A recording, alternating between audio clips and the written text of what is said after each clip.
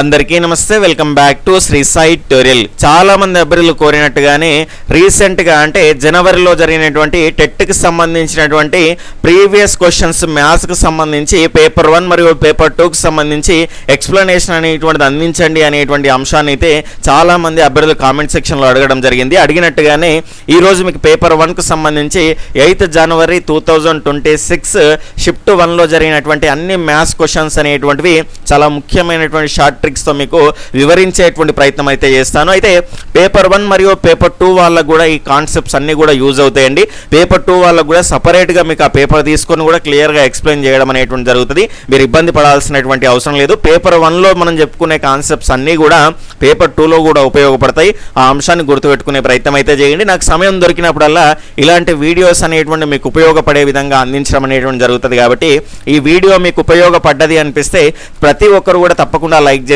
మీ యొక్క ఫ్రెండ్స్కి కూడా షేర్ చేసేటువంటి ప్రయత్నం అయితే చేయండి. ఈ వీడియో అనేటువంటి మీకు ఉపయోగపడ్డది అనిపిస్తే సబ్స్క్రైబ్ చేసుకొని పక్కనే ఉన్నటువంటి ఆల్ నోటిఫికేషన్ బెల్ ఐకాన్ని క్లిక్ చేస్తే మేము చేసేటువంటి ప్రతి వీడియో కూడా మీకు నోటిఫికేషన్ రూపంలోకి రావడం అనేటువంటి జరుగుతుంది. ఇక లేట్ చేయకుండా మన యొక్క మొదటి ప్రశ్నలోకి వెళ్ళేటువంటి ప్రయత్నం అయితే చేద్దాం. ఈ వీడియో మీకు నచ్చింది అనిపిస్తే కనుక మీ యొక్క ఫ్రెండ్స్కి కూడా షేర్ చేసేటువంటి ప్రయత్నం అయితే చేయండి. ఈ సెషన్లో క్వశ్చన్ పేపర్ అయితే యావరేజ్గానే వచ్చింది. అంటే అన్నీ అలానే వస్తాయని చెప్పలేము. కొన్ని సెషన్స్లో టఫ్గా రావచ్చు, కొన్నింట్లో ఈజీగా రావచ్చు. అన్నింటికి సిద్ధంగా మనం ప్రిపేర్ కావాల్సినటువంటి అవసరం అనేటువంటిది అయితే ఉంటుంది. ఇక మొదటి ప్రశ్న కనుక చూసుకుంటే 2² అనేటువంటి అంశాన్ని అయితే మనం చూస్తున్నాం. ఇక్కడ చూసుకుంటే మనకు 2² అంటే 4, దాని తర్వాత 4² అంటే 16. ఈజీ క్వశ్చన్ అండి. ఇక్కడ 16 అనేటువంటిది దీని యొక్క ఆన్సర్ అనేటువంటిది అవుతుంది. తర్వాత ఒక రవాణా సంస్థకు కొన్ని వ్యాన్లు అంటే 4 చక్రాలు ఉన్నటువంటివి మరియు కొన్ని మినీ ట్రక్కులు 6 చక్రాలు ఉన్నాయి అనేటువంటిది అయితే ఇవ్వడం అయితే జరిగింది. మొత్తంగా 25 వాహనాలు మరియు 120 చక్రాలు అనేటువంటివి అయితే ఉన్నాయి. అయితే ఎన్ని వ్యాన్లు ఉన్నాయి అంటే ఇక్కడ చూసుకుంటే a transport company has some vans అంటే 4 వీల్స్ ఉన్నటువంటి వ్యాన్స్ ఉన్నాయట, సమ్ మినీ ట్రక్స్ ఉన్నాయట, అవి 6 వీల్స్ అనేటువంటివి ఉన్నాయి. దేర్ ఆర్ 25 వెహికల్స్, అవి మొత్తం కలిపితే మనకు 25 వెహికల్స్ ఉన్నాయట. వాటి చక్రాలు కనుక చూసుకుంటే వీల్స్ అనేటువంటివి 120 ఉన్నాయట. అయితే ఇక్కడ how many vans are there అనేటువంటిది అయితే అడగడం అనేటువంటిది జరిగింది. ఇక్కడ చూసుకుంటే మనము ట్రెడిషనల్ షార్ట్ కట్ అనేటువంటి చూద్దాం, నార్మల్గా ఒక షార్ట్ ట్రిక్ అనేటువంటి చూద్దాం. మీకు ఏది యూజ్ అయితే అది మీరు అప్లై చేసుకునేటువంటి ప్రయత్నం అయితే చేయండి. ఇక్కడ చూసుకుంటే మొత్తం వాహనాలు ఎన్ని ఉన్నాయి సార్ అంటే 25 ఉన్నాయి. అయితే నేనేమనుకుంటున్నానంటే ఇక్కడ ట్రక్కులు తీసుకుంటున్నాను, అదేవిధంగా ఇక్కడ వ్యాన్లు అనేటువంటి తీసుకుంటున్నాను. అయితే ఇక్కడ మొత్తంగా నేనేమనుకుంటున్నానంటే ఈ 25 కూడా ట్రక్కులే ఉన్నాయి అనుకుంటే కనుక ఇక్కడ 25 × 6 చక్రాలు అంటే 25 కూడా ట్రక్కులే ఉన్నాయి అనుకుంటే ఒక్కొక్క దానికి ఎన్ని చక్రాలు? 6 చక్రాలు అంటే 25 × 6 25 × 6 మనకి 25 × 6 చేస్తే మనకు 150 అనేటువంటిది వస్తుంది. అదేవిధంగా నేను మొత్తం ఇక్కడ చూసుకుంటే ఇక్కడ వ్యాన్లే ఉన్నాయి అనుకుంటున్నాను. అంటే ఇక్కడ ఒక వ్యాన్కి ఎన్ని చక్రాలు ఉన్నాయి అన్నాడు? 4 చక్రాలు. కాబట్టి 25 × 4 25 × 4 ఎంత? 100. ఇవన్నీ రాసుకుంటుండద్దండి, మీరు మైండ్లోనే చేసేయాలి. మీకు క్లియర్గా అర్థం కావాలి, ఎక్స్ప్లెయిన్ చేయడానికి ఈజీగా ఉంటుంది అనేటువంటి నేపథ్యంలో రాస్తున్నాను. కానీ మీరు ఇవన్నీ కూడా మైండ్లోనే చేయాలి. 25 × 150 25 × 100. ఇక్కడ చూసుకుంటే మొత్తంగా ఇక్కడ ట్రక్కులే ఉంటే 25 వాహనాలు కూడా మొత్తం 150 చక్రాలు ఉంటాయి, వ్యాన్లే ఉంటే 100 చక్రాలు ఉంటాయి. కానీ మనకి ఎన్ని చక్రాలు ఉంటాయని ఇచ్చిండు? 120 చక్రాలు అని ఉంటాయని ఇచ్చిండు. కాబట్టి ఇక్కడ మధ్యలో 120 అనేటువంటిది రాసుకోండి. ఈ రెండింటికి డిఫరెన్స్ తీయండి, ఈ రెండింటికి డిఫరెన్స్ అనేటువంటిది తీయండి. ఈ రెండింటికి డిఫరెన్స్ చూసుకుంటే మనకు ఎంత వచ్చింది సార్? 20 అనేటువంటిది వస్తుంది. ఈ రెండింటికి డిఫరెన్స్ కనుక చూసుకుంటే మనకు 30 అనేటువంటిది వస్తుంది. అంటే ఇప్పుడు వచ్చింది ఇదంతా ఇదేంటి సార్ అంటే వాహనాల సంఖ్య అనేటువంటిది వచ్చింది. ఇక్కడ 20 ఇక్కడ 30 మొత్తంగా ఎన్ని సార్ అంటే 50 వాహనాలు ఉన్నాయి. కానీ ఇక్కడ మనకు కావాల్సిన ఎన్ని? 25 వాహనాలే. కాబట్టి 2 తోటి మనము కట్ చేయాలి. ఇక్కడ 2 10ల 2 ఇక్కడ 15ల. ఇక్కడ ఇప్పుడు మనకు సరిపోయింది కదా చూడండి, ఇక్కడ 10 వాహనాలు ఇక్కడ 15 వాహనాలు మొత్తం ఎన్ని సార్? 25 వాహనాలు లెక్క సరిపోయింది కదా. క్లియర్గా మనం చూసుకోవచ్చు. ఇక్కడ 10 ట్రక్కులు ఉన్నాయి. ఇక్కడ చూసుకోవచ్చు, ఇక్కడ పైన ట్రక్కులు అని రాసినాం కదా, ఇక్కడ 10 ట్రక్కులు ఉన్నాయి. ఇక్కడ వ్యాన్లు వచ్చేసి 15 అయితే ఉన్నాయి. ఇక్కడ మనం అడిగింది ఏంది క్వశ్చన్? వ్యాన్లు ఎన్ని ఉన్నాయని అడిగిండు. 15 అనేటువంటి ఉన్నాయి. చక్రాలు కూడా ఒకసారి టాలీ చేసి చూసేటువంటి ప్రయత్నం అయితే చేద్దాం. 15 × 90 అంటే ఇక్కడ మనకు 15 వ్యాన్లు ఉన్నాయి కాబట్టి ఒక్కొక్క వ్యాన్కు 4 అన్నాడు. కాబట్టి 15 × 60 ఇక్కడ 60 చక్రాలు ఉంటాయి. ఇక్కడ 10 × 6 ఇక్కడ 60 చక్రాలు మొత్తం 120 చక్రాలు కూడా టాలీ అయింది. కాబట్టి ఎలాంటి ఇబ్బంది లేదు. ఇంకొక మెథడ్ చూద్దాం. ఇప్పుడు ఇంకొక మెథడ్ కనుక చూసుకుంటే మనకు ప్రజెంట్ ఇప్పుడు మనకు 25 వాహనాలు అనేటువంటి ఉన్నాయి అన్నాడు. కాబట్టి 25 నేను ఏం చేస్తానంటే మినీ ట్రక్కులే ఉన్నాయని తీసుకుంటే 25 ఇంటూ 6 ఎంత వచ్చింది 150 అనేటువంటిది వచ్చింది. కానీ ఇక్కడ ఎన్ని చక్రాలు ఉన్నాయి అన్నాడు 120 అన్నాడు. ఈ 120కి 150కి డిఫరెన్స్ ఎంత 30. ఇక్కడ చక్రాలకు డిఫరెన్స్ అనేటువంటిది ఇద్దాం. ఇక్కడ 4 చక్రాలు, ఇక్కడ 4 చక్రాలు, ఇక్కడ 6 చక్రాలు, ఈ రెండింటికి డిఫరెన్స్ ఎంత 2. ఈ 30ని బై 2 చేస్తే 15 వస్తుంది. మీకు ఏది యూజ్ అయితే ఏది ఈజీ అనిపిస్తే అది ఫాలో అయ్యేటువంటి ప్రయత్నం అయితే చేయండి. ఇక్కడ కన్ఫ్యూజ్ కావద్దు. ఇక ట్రక్కుల చక్రాలు తీసుకుంటే వ్యాన్ల సంఖ్య అనేటువంటిది వస్తుంది, వ్యాన్ల చక్రాలు తీసుకుంటే ట్రక్కుల సంఖ్య అనేటువంటిది వస్తుంది. ఆ అంశాన్ని మాత్రం మీరు మైండ్లో పెట్టుకునేటువంటి ప్రయత్నం అయితే చేయండి. తర్వాత ప్రశ్న సులభమైనటువంటి ప్రశ్న, కొంత కన్ఫ్యూజ్ అయితే మాత్రం ఇబ్బంది పడతారు. ఒకసారి క్లియర్గా చూసుకునే ప్రయత్నం అయితే చేయండి. ఒక త్రిభుజం యొక్క ప్రతి భుజం పొడవు దాని చుట్టుకొలతలో 3వ వంతు ఉంటే అది ఏ రకమైనటువంటి త్రిభుజము అన్నాడు. క్లియర్గా చెప్పొచ్చు సమబాహు త్రిభుజము. సమబాహు త్రిభుజంలో 3 భుజాలు కూడా ఎట్లుంటాయి సమానంగా ఉంటాయి. ఎగ్జాంపుల్గా మనము ఒక భుజం యొక్క కొలత 3 అనుకుందాం. మూడు సమాన భుజాలు ఉంటాయి కాబట్టి 3 ముళ్ళ 9 అనేటువంటి దాని యొక్క చుట్టుకొలత అవుతుంది. అంటే ఒక భుజం ఎంత 3. మరి ఈ 3 అనేటువంటి 9లో ఎంత 3 అనేటువంటి 9లో ఎంత 3 ఒకట్ల 3 ముళ్ళ 1/3 వంత అనేటువంటిది ఉంటుంది. కాబట్టి సమబాహు త్రిభుజంలో దాని చుట్టుకొలతలో కనుక చూసుకుంటే ఇక్కడ ప్రతి భుజము 3వ వంతు అనేటువంటిది అయితే ఉంటుంది. ఆ అంశాన్ని మీరు గుర్తుంచుకునేటువంటి ప్రయత్నం అయితే చేయండి. ఈ రకంగా ఎన్నో రకాలుగా మనకి టెక్స్ట్ బుక్లో ఉన్నటువంటి అంశాలండి. ఇంతకు ముందు వచ్చినటువంటి అంశం పైన కూడా 8th క్లాస్లో మనకు చాలా ప్రశ్నలు అనేటువంటివి ఉన్నాయి. ఈ రకంగా ఈ కాన్సెప్ట్స్ కూడా చాలా ఉన్నాయి. క్వశ్చన్ తిప్పి మనకు అడుగుతా ఉన్నాడు. ఎక్కువగా మనం ప్రీవియస్ క్వశ్చన్ పేపర్స్ అనేటువంటి ప్రాక్టీస్ చేయడం అనేటువంటిది ఉందనుకోండి, రెగ్యులర్గా మీరు చదివేటువంటి క్రమంలో మీకు చాలామందికి కనుక చూసుకుంటే ఇంగ్లీషు మ్యాథ్స్ అనేటువంటిది కొంత ఇబ్బందికరంగా మారుతూ ఉంటుంది మనకు. కాబట్టి ఇవి రెగ్యులర్గా మనం చదివేటువంటి క్రమంలో రోజు 2 గంటలు పెట్టుకుంటే కనుక మీకు ఇబ్బంది అనేటువంటిది ఉండదు. మాకు ఇబ్బంది ఉన్నది కదా అని వీటిని లాస్ట్లో చదువుదాము అనుకున్నారనుకోండి, అక్కడ మొదటికే మోసం వస్తుంది. కాబట్టి మళ్ళీ అవి ఇబ్బంది పెట్టేటువంటి ప్రయత్నం అనేటువంటి జరుగుతుంది. రోజు చదివి మనం నేర్చుకున్నాం అనుకోండి, అందులో మనం పట్టు సాధించినాం అనుకోండి, వీటిలో మంచి స్కోర్ అనేటువంటిది సాధిస్తే ఆటోమేటిక్గా మన స్కోర్ అనేటువంటి తెట్లో ఇంక్రీజ్ అవుతుంది. కాబట్టి ఈ అంశాలని మీరు గుర్తుపెట్టుకునే ప్రయత్నం అయితే చేయండి. మనకు కష్టమైనటువంటి అంశాలని రెగ్యులర్ ప్రాక్టీస్లో మీరు ఉంచుకునేటువంటి ప్రయత్నం అనేటువంటిది అయితే చేయండి. ఇక్కడ దీని యొక్క ఆన్సర్ వచ్చేసి మనకు సమబాహు త్రిభుజం అనేటువంటిది అవుతుంది. ఇక్కడ ఒక చతురస్రము మరియు ఒక దీర్ఘ చతురస్రము సమాన వైశాల్యం కలిగి ఉన్నాయి. ఆ చతురస్రం యొక్క ప్రతి భుజం పొడవు 6 సెంటీమీటర్లు మరియు దీర్ఘ చతురస్రం యొక్క పొడవు 12 సెంటీమీటర్లు అయితే దీర్ఘ చతురస్రం యొక్క వెడల్పు సెంటీమీటర్లలో ఎంత అనేటువంటిది అయితే అడిగిండు. ఇక్కడ చూసుకుంటే క్వశ్చన్ పెద్దగా అనిపించినప్పటికీ మనము ఇచ్చినటువంటి స్టేట్మెంట్స్ ఆధారంగా రాసుకుంటూ వెళ్తే చాలా సింపుల్గా ఒకటే లైన్లో మీరు ఆన్సర్ అనేటువంటి చేయడానికి అవకాశం ఉంటుంది. చాలామంది ఇంగ్లీష్ మీడియం వాళ్ళు కూడా ఇంగ్లీష్లో చెప్పండి అంటున్నారు. ఇక్కడ ఇంగ్లీష్ క్వశ్చన్ కూడా మీకు క్లియర్గా కనిపిస్తున్నది. ఒకసారి చెక్ చేసుకునే ప్రయత్నం అయితే చేయండి. చతురస్రము మరియు దీర్ఘ చతురస్రము స్క్వేరు మరియు రెక్టాంగిల్ యొక్క మనకు ఏరియా అనేటువంటిది ఈక్వల్గా ఉన్నదట. ఇక్కడ ఇచ్చిన దాని ప్రకారంగా రాసుకుందాం. చతురస్రం యొక్క వైశాల్యం అనేటువంటి దానికి సూత్రము ఏ స్క్వేరు, దాని తర్వాత దీర్ఘ చతురస్ర వైశాల్యానికి సూత్రము L/B. ఇవి రెండు కూడా సమానం ఉన్నాయి అని చెప్పిండు. ఆ చతురస్రం యొక్క ప్రతి భుజం పొడవు ఎంతనాట అంటే 6 సెంటీమీటర్లు. అంటే ఇక్కడ చతురస్రం యొక్క భుజం ఎంత A=6 అంటే A=6 వచ్చింది. కాబట్టి ఏ స్క్వేర్ అంటే ఎంత వస్తుంది మనకు 6 36 అనేటువంటిది వచ్చింది. తర్వాత దీర్ఘ చతురస్రం యొక్క పొడవు లెంత్ అనేటువంటిది ఎంతనట 12 అనేటువంటిది ఇక్కడ ఇచ్చేసిండు. మనకి ఇక్కడ ఏమడిగిండు, ఇక్కడ బ్రిత్ అనేటువంటిది కనుక్కోమన్నాడు. ఈ అంశాన్ని మీరు చూసుకోండి. ఇది కనుక్కోమన్నారు. బి అనేటువంటిది మనకు తెలియదు. ఇక్కడ 12 ఒకట్ల 12 ముళ్ళ 36. బి ఈక్వల్ ఎంత సార్, ఇక్కడ 12 ముళ్ళ 36 3 అనేటువంటిది రావడం అనేటువంటి జరిగింది. 3 అనేటువంటిది దీని యొక్క రైట్ ఆన్సర్ అనేటువంటిది అవుతుంది. కాబట్టి ఈ రకంగా ఇచ్చిన స్టేట్మెంట్ ప్రకారంగా వెళ్ళేటువంటి ప్రయత్నం అయితే చేయండి. తర్వాత ప్రశ్న 5 సంఖ్యల సగటు 96. ఆ సంఖ్యల్లో ఒకదాన్ని తొలగిస్తే సగటు 97 అవుతుంది. అయినా తొలగించిన సంఖ్య ఎంత అనేటువంటిది అయితే అడిగారు. ఇక్కడ ఇంగ్లీష్ మీడియం వాళ్ళు ఈ క్వశ్చన్ని చూసుకునే ప్రయత్నం అయితే చేయండి.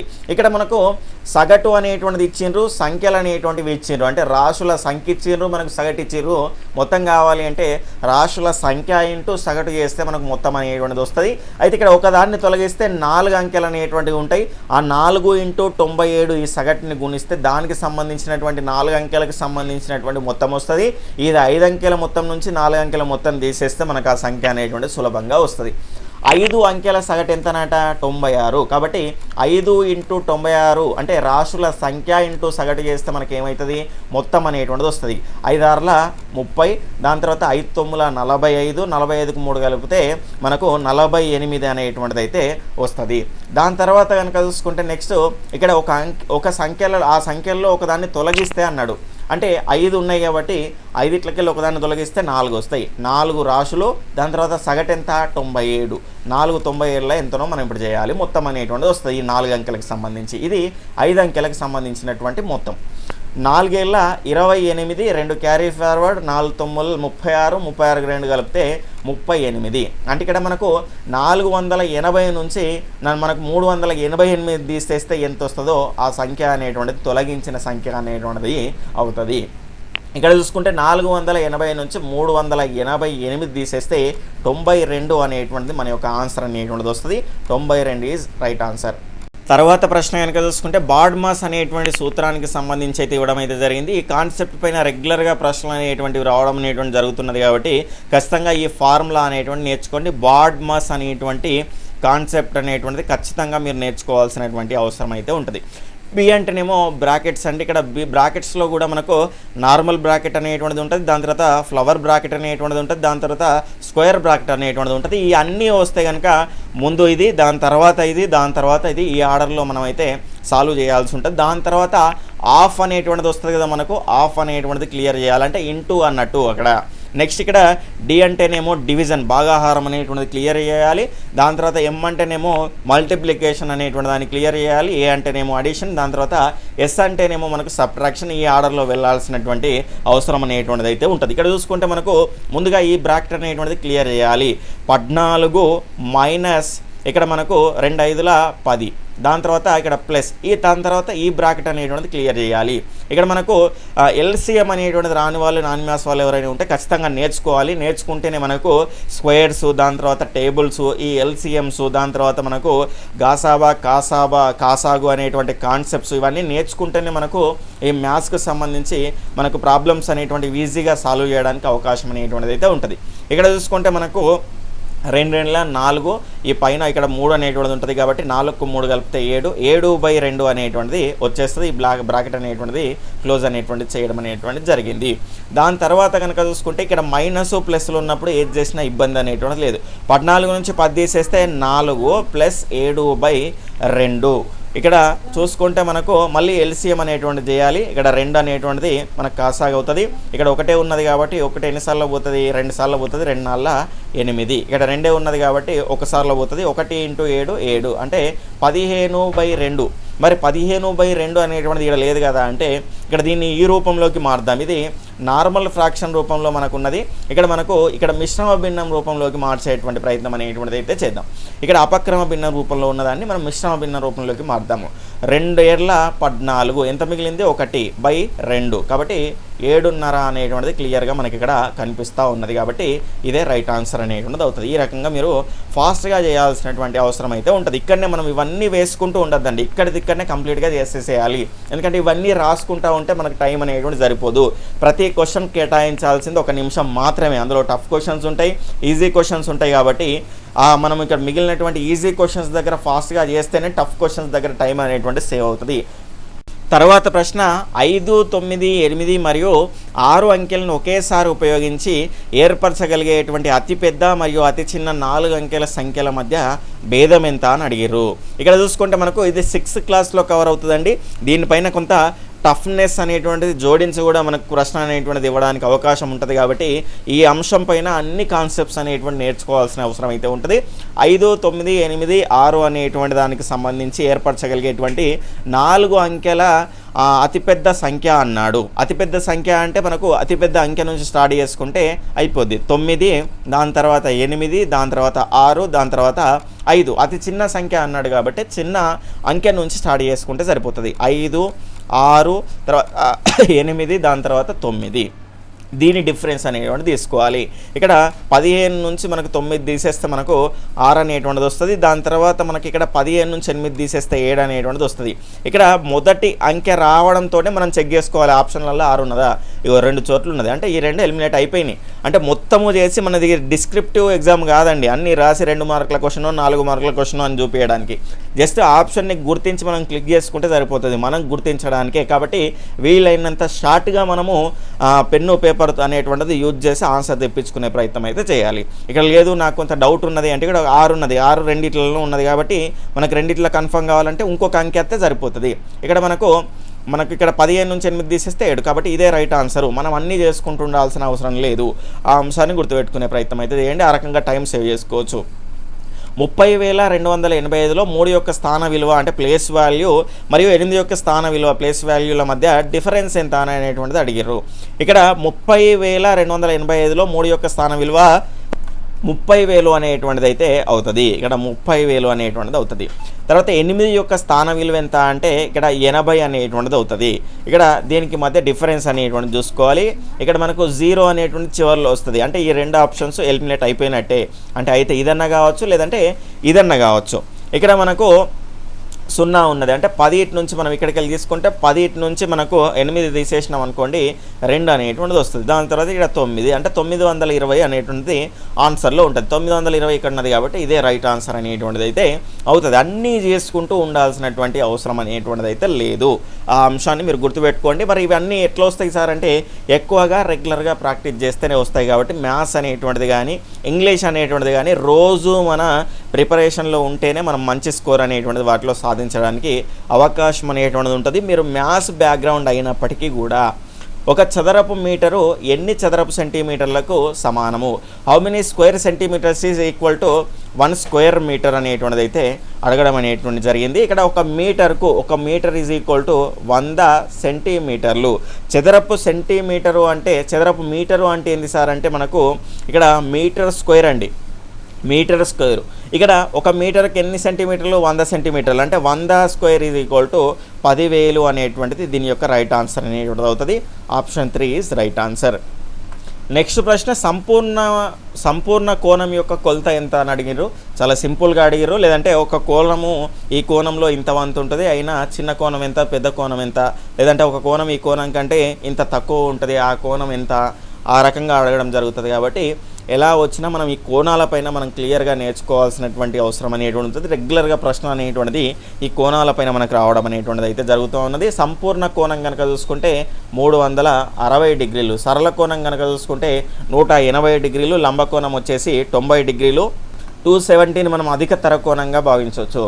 నెక్స్ట్ ఇక్కడ చూసుకుంటే మనకు ఒక సంఖ్య 2 రెట్ల నుండి 13ను తీసివేస్తే 25 వస్తుంది. ఈ వ్యాఖ్యను సమీకరణంగా వ్యక్తపరచండి అని అడగడం అయితే జరిగింది. చాలా సింపుల్గా అడిగారు. ఒక సంఖ్య 2 రెట్లు, ఒక సంఖ్య నేను ఎక్స్ అనుకున్నా, 2 రెట్లు అంటే ఇంటూ 2 నుండి 13ను తీసివేస్తే ఎంత వస్తున్నది ఈక్వల్ టు 25 అనేటువంటిది వస్తున్నది. సింపుల్గా ఇవ్వడం అయితే జరిగింది.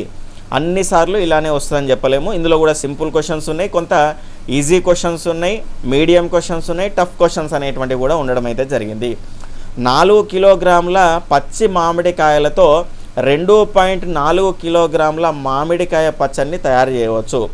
1 కిలోగ్రామ్ పచ్చి మామిడికాయల అమ్మకపు ధర 40 రూపాయలు అయితే మరియు 1 కిలోగ్రామ్ మామిడికాయ పచ్చడి అమ్మకం ధర 100 రూపాయలు అయితే 12 కిలోగ్రాముల పచ్చి మామిడికాయలు అమ్మే బదులు పచ్చడి తయారు చేసి అమ్మితే అమ్మకందారుడికి ఎంత లాభం వస్తుంది? లాభమే అడిగిండు, లాభ శాతం అయితే ఏమి అడగలేదు. కొంత లెందీగా అయితే క్వశ్చన్ అయితే ఉంది. ఒకసారి చూసే ప్రయత్నం అయితే చేద్దాం. అంటే మనకి ఇక్కడ చూసుకుంటే డైరెక్ట్గా పచ్చి 12 కిలోగ్రాముల మామిడికాయలు అమ్మే బదులు పచ్చడి చేసి అమ్మితే ఎంత లాభం వస్తుందని అడిగిండు. క్లియర్గా చూసే ప్రయత్నం అయితే చేద్దాం.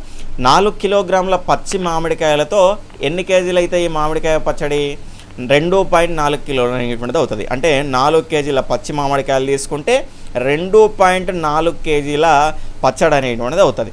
మరి ఇక్కడ 12 కిలోగ్రాములు అనేటువంటిది అడిగిండు కాబట్టి మనకు 12 కిలోగ్రాముల పచ్చి మామిడికాయలు తీసుకుంటే మనకి ఇక్కడ ఎంత పచ్చడి అవుతుందో కనుక్కోవాలి.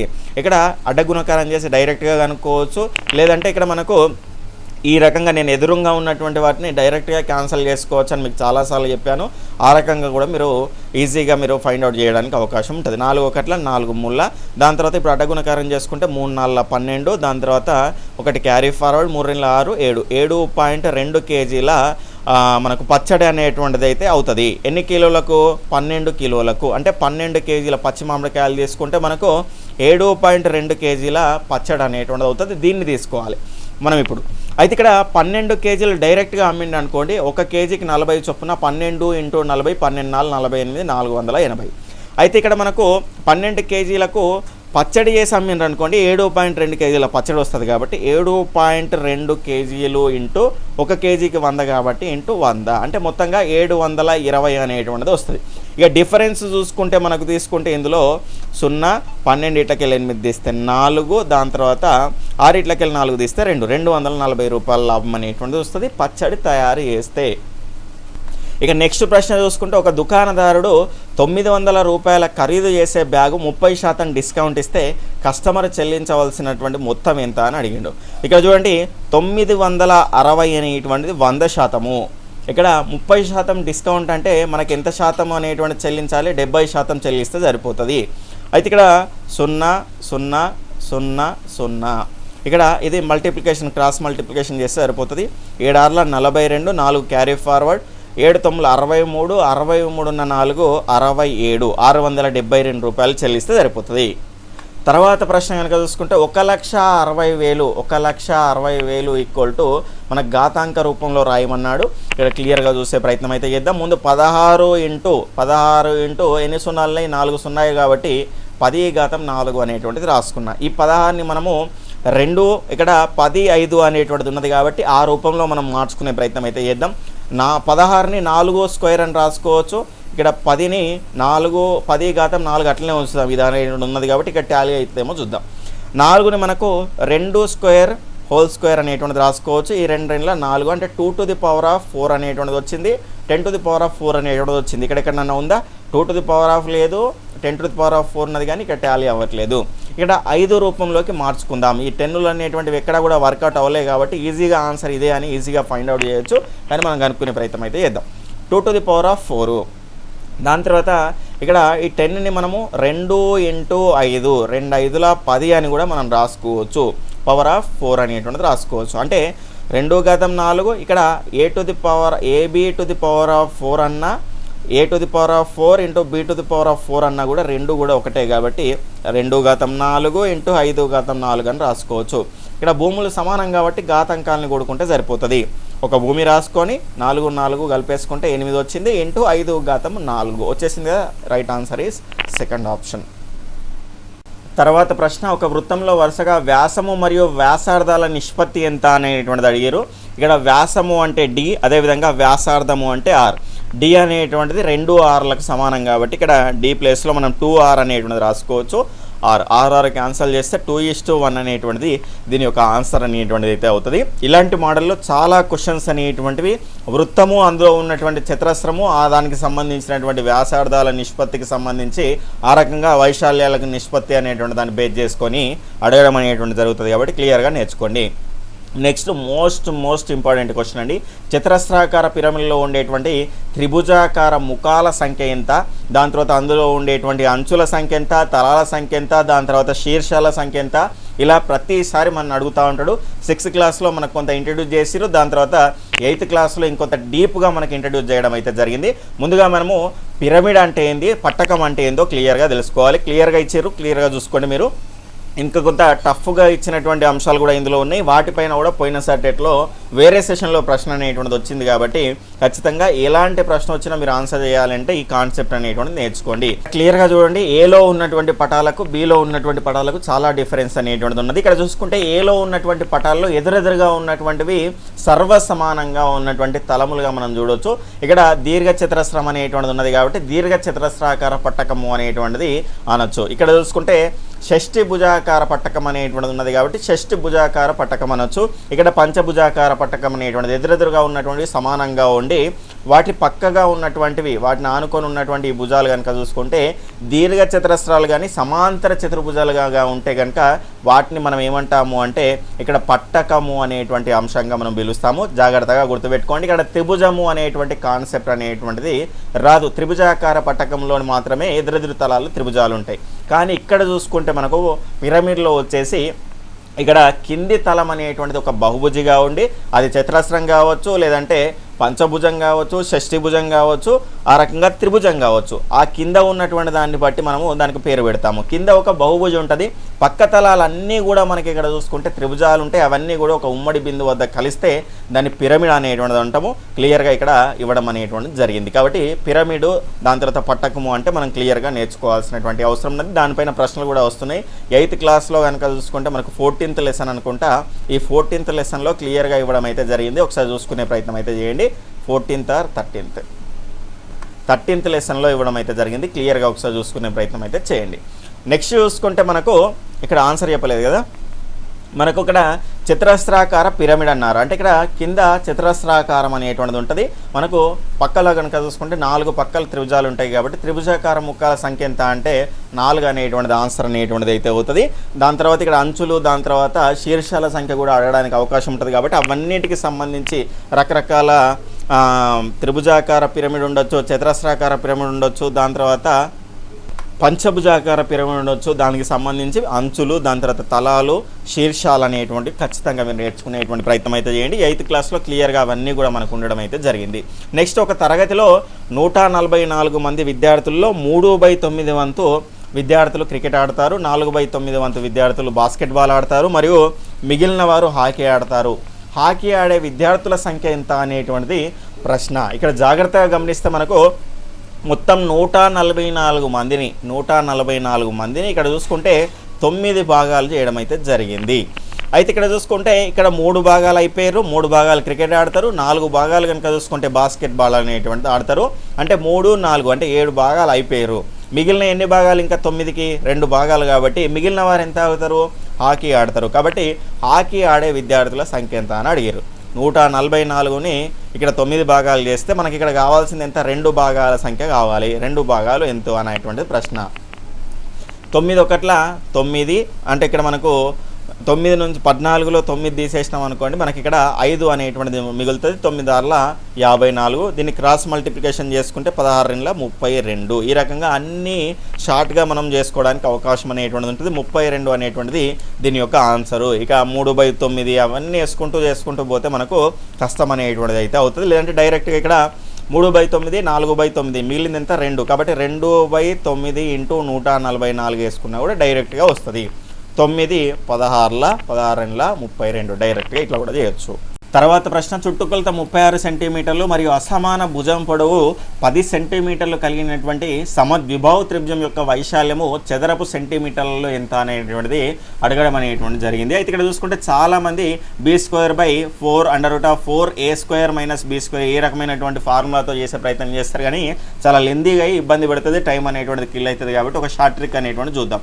ఇక్కడ సమద్విబాహు త్రిభుజము అన్నాడు. అంటే ఇక్కడ ఈ భుజము, దాని తర్వాత ఈ భుజం అనేటువంటి సమానంగా ఉండి కింది భుజం అనేటువంటిది అసమానంగా ఉంటుంది. ఇది 10 అన్నారు. అయితే ఇక్కడ చూసుకుంటే సింపుల్గా మనం చేద్దాం. చుట్టుకొలత ఎంత అన్నారు సార్, చుట్టుకొలత 36 అన్నాడు. అంటే 36 అన్నాడంటే ఇందులో ఒక 10 పోయింది అనుకోండి, ఈ 10 పోయింది అంటే మిగిలింది ఎంత, 26 అనేటువంటిది ఉంటుంది. 26 కూడా సమానంగా ఉంటుంది. అంటే ఇక్కడ 13 ఉంటుంది, ఇక్కడ 13 ఉంటుంది. మనము భుజాలు అనేటువంటివి కనుక్కోవడం జరిగింది. అయితే ఇక్కడ చూసుకుంటే దీనికి సంబంధించి సింపుల్గా మనం చేయడానికి దీని యొక్క హైట్ అనేటువంటిది కనుక్కోవాలి.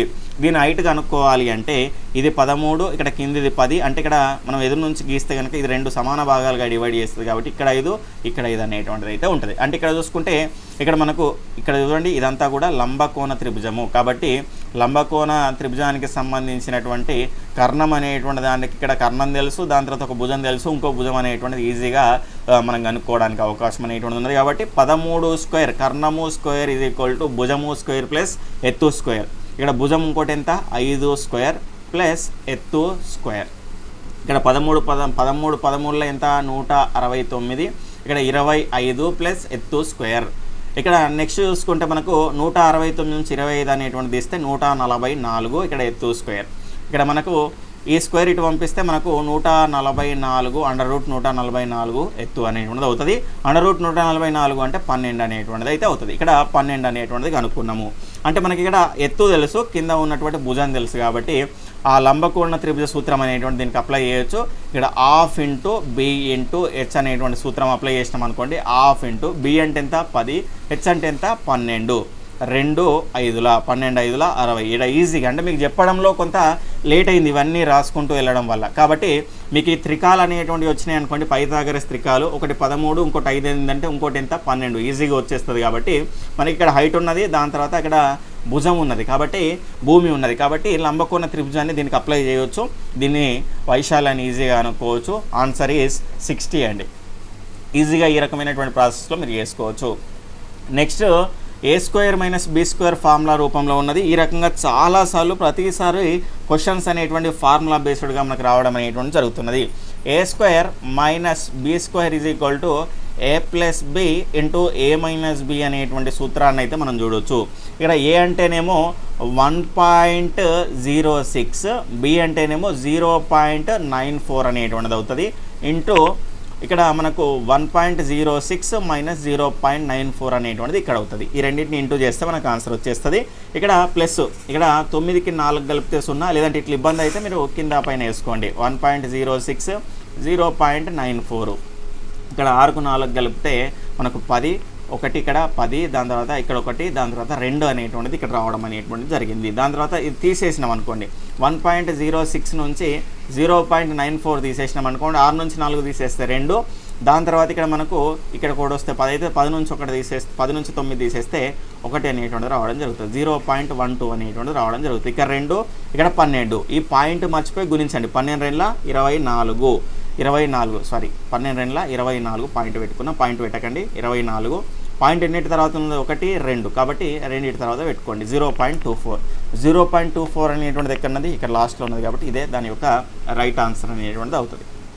నెక్స్ట్ 11√2 సెంటీమీటర్లు కలిగినటువంటి కర్ణం కలిగిన చతురస్రం యొక్క వైశాల్యం. చతురస్ర వైశాల్యం సాధారణంగా మనం a² ఈ రకంగా చూస్తాం. కర్ణం ఇచ్చినప్పుడు డిఫరెంట్గా ఉంటుంది, కాబట్టి కర్ణం ఇచ్చినప్పుడు చతురస్రం యొక్క వైశాల్యం d²/2 ఈ రకంగా మీరు గుర్తుపెట్టుకునే ప్రయత్నం అయితే చేయండి. d² అంటే మనకు ఇక్కడ కర్ణం ఇచ్చింది కదా, 11√2² 11² అంటే 121. ఈ రూట్ ఉన్నది కాబట్టి స్క్వేర్కు రూట్ అనేటువంటిది వెళ్ళిపోతుంది /2. ఈ రెండు క్యాన్సిల్ అయిపోతే 121 అనేటువంటి దీని యొక్క ఆన్సర్ అనేటువంటిది అయితే అవుతుంది. ఇక నెక్స్ట్, ఈ క్రింది వస్తువులను 4 పిల్లలు సమానంగా పంచుకోవాల్సి వస్తే దేనిని విభజించలేము. అంటే భాజనీయత సూత్రాలని కొంత అప్లికేషన్ ఓరియంటెడ్గా మనకి ఇక్కడ అడగడం అనేటువంటిది జరిగింది. ఇక్కడ చూడండి, అంటే 4 యొక్క భాజనీయత సూత్రం ఇండైరెక్ట్గా అడగడం అయితే జరిగింది. 4 యొక్క భాజనీయత సూత్రం ఏంది? చివరిలో ఏదైనా ఎంత పెద్ద అంకె కూడా చివరిలో 2 అంకెలు ఉన్నాయి అనుకోండి, చివరిలో ఫర్ ఎగ్జాంపుల్ 2 4 5 6 ఈ రకంగా ఎంత తీసుకున్నా కూడా మనము చివరిలో 2 సున్నాలు ఉన్నాయి అనుకోండి, అది 4తో కళ్ళు మూసుకొని భాగిస్తాను మనం చెప్పొచ్చు. ఇంకో సూత్రం ఏంటంటే చివరి 2 అంకెలు, ఫర్ ఎగ్జాంపుల్ ఇక్కడ 36 ఉన్నది, 4 36, కాబట్టి ఈ అంకె మొత్తం భాగిస్తుంది. చివరి 2 అంకెలు భాగించబడితే, లేదంటే చివరి 2 అంకెలు సున్నాలు అయితే. ఇక్కడ 42 ఉన్నది, 42 భాగించబడుతుందా? భాగించబడదు. ఇక్కడ 88 ఉన్నది, భాగించబడుతుంది. 4 ఇక్కడ 22, 4 6 24, ఇవన్నీ కూడా భాగించబడుతుంది. భాగించబడని ఒకటే ఇది. కాబట్టి భాజనీయత సూత్రాన్ని బేస్ చేసుకొని ఈ రకంగా అప్లికేషన్ ఓరియంటెడ్గా ప్రశ్న అనేటువంటిది రావడం అయితే జరిగింది. ఇక్కడ నార్మల్ క్వశ్చన్ అనేది 6th క్లాస్లో నుంచే మనకి ధర్మాలు అనేటువంటి ఇంట్రడ్యూస్ చేశారు. కాబట్టి సంవృత ధర్మం అంటే ఏంది, స్థిత్యంతర ధర్మం ఏంటంటే అనేటువంటిది క్లియర్గా మనం నేర్చుకోవాల్సిన అవసరం అనేటువంటిది అయితే ఉంటుంది. కింది వాటిలో ఏది స్థిత్యంతర ధర్మాన్ని వివరిస్తుంది అంటే ఆప్షన్ 1 ఈస్ రైట్ ఆన్సర్ అండి. ఇది సంకలనంలో స్థిత్యంతర ధర్మం అనేటువంటిది బాక్స్ కూడా ఉంటుంది, ఏది పాటిస్తుంది ఏది పాటించడం అనేటువంటిది అది కూడా క్లియర్గా చూసుకోండి. తర్వాత చివరి ప్రశ్న, ఎంత మొత్తంలో 25% ధనము 240లో 12.5% సమానం అవుతుంది? ఇక్కడ డైరెక్ట్గా ఇచ్చిన దాని ప్రకారంగా ఎంత మొత్తము అంటే మనకు తెలియదు కాబట్టి ఎంతనో ఎక్స్ అనుకుంటాను. ఎంత మొత్తంలో 25% అన్నాడు కాబట్టి 25/100 ధనము 240లో 12.5% అవుతుంది అన్నాడు. 12.5% అవుతుంది అన్నాడు. దీన్ని సింప్లిఫై చేసుకుంటా 240 12 24 పైన 25/2 ఇక్కడ శాతం అన్నాడు కాబట్టి 1/100 అనేటువంటిది వస్తుంది శాతం అంటే. కాబట్టి 1/100 ఇంటూ 1/100 అనేటువంటిది చేసుకున్నా. మళ్ళీ ఒకసారి మొత్తం స్టెప్ అనేటువంటిది రాసుకొని క్యాన్సిల్ చేసే ప్రయత్నం చేస్తే క్లియర్గా చూడండి. ఇక్కడ x × 25/100 ఈజ్ ఈక్వల్ టు 240 × 25/2 × 1/100. ఇక్కడ ఈజ్ ఈక్వల్ టుకు అటువైపు ఇటువైపు మీరు ఇంటూల్లో ఉంటే కనుక డైరెక్ట్గా క్యాన్సిల్ చేసుకోవచ్చు. 25కి 25 క్యాన్సిల్ చేయొచ్చు. దాని తర్వాత ఈ 100కు ఈ 100 క్యాన్సిల్ అయిపోతుంది. 2 ఒకట్ల 2 120లా ఎక్స్ ఈజ్ ఈక్వల్ టు ఎంత అంటే 120 అనేటువంటిది వస్తుంది. కాబట్టి రైట్ ఆన్సర్ వచ్చేసి 120 అనేటువంటిది రైట్ ఆన్సర్ అవుతుంది. ఇక నెక్స్ట్ మెథడాలజీ క్వశ్చన్స్ అనేటువంటివి అయితే ఉన్నాయి. ఈ రకంగా 24 ప్రశ్నలు అనేటువంటి మీకు ఎక్స్ప్లెయిన్ చేయడం అయితే జరిగింది. ఉపయోగపడ్డది అనిపిస్తే మీ యొక్క ఫ్రెండ్స్కి కూడా షేర్ చేయండి. మీరు అందించేటువంటి సపోర్ట్ అనేటువంటిది నెక్స్ట్ వీడియో చేయడానికి నాకు మోటివేషన్గా ఉంటుంది. కాబట్టి ఆ అంశాన్ని గుర్తుపెట్టుకోండి. చివరి వరకు చూసిన వాళ్ళు మీ యొక్క అభిప్రాయాన్ని ఖచ్చితంగా తెలియజేసే ప్రయత్నం అయితే చేయండి. బాయ్, టేక్ కేర్, జై హింద్.